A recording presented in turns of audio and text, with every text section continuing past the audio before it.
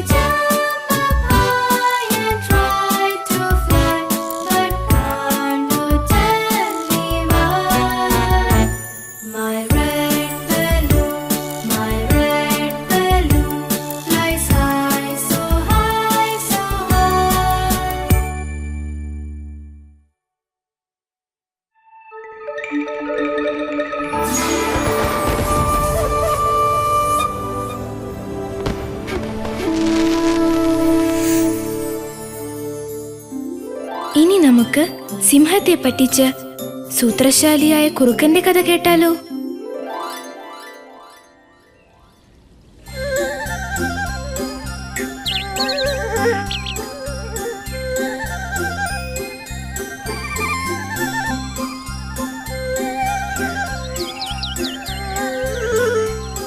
പതിവ് പോലെ സിംഹരാജൻ ആഹാരം തേടി ഇറങ്ങി.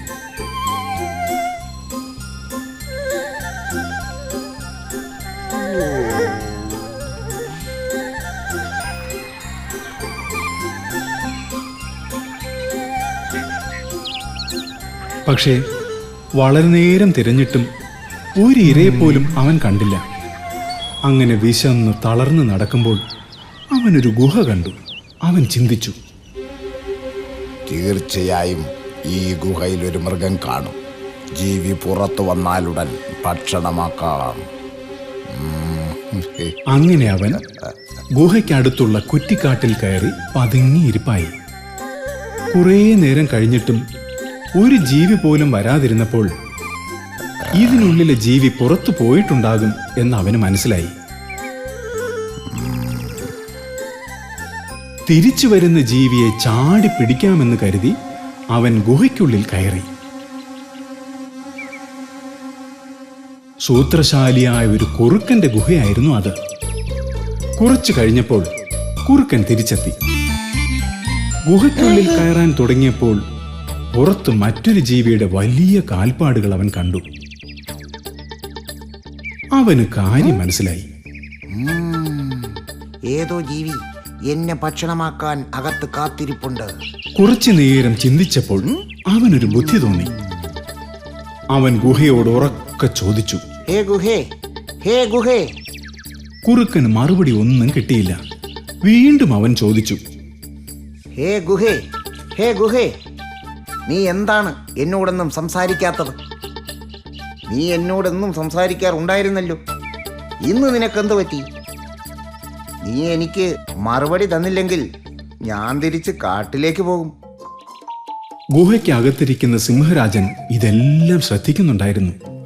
മടയനായ സിംഹം ഈ ഗുഹയെന്നും കുറുക്കനോട് സംസാരിക്കാറുണ്ടെന്നും ഇന്ന് എന്നെ പേടിച്ചാണ് സംസാരിക്കാത്തതെന്നും കരുതി. അതുകൊണ്ട് ഇരയെ നഷ്ടപ്പെടാതിരിക്കാൻ ഗുഹയ്ക്ക് പകരം അവൻ സംസാരിച്ചു. വരൂ സഹോദര, വരൂ. നീ എന്താണെന്ന് ഇത്ര വൈകിയത്? സിംഹത്തിന്റെ ശബ്ദം കേട്ട കുറുക്കൻ ജീവനും കൊണ്ട് ഓടി. കുറേ നേരമായിട്ടും അനക്കമൊന്നും കേൾക്കാതിരുന്നപ്പോൾ സിംഹം ഗുഹയ്ക്ക് പുറത്തു വന്നു.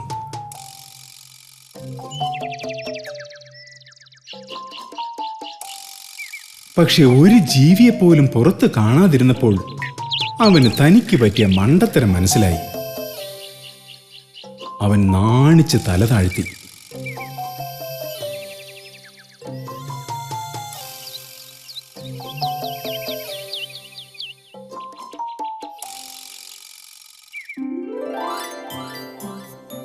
ബുദ്ധിശാലിയായ കുറുക്കൻ തക്ക സമയത്ത് തന്റെ ബുദ്ധി പ്രയോജനപ്പെടുത്തിയത് കൊണ്ട് സിംഹത്തിൽ നിന്നും രക്ഷപ്പെട്ടു.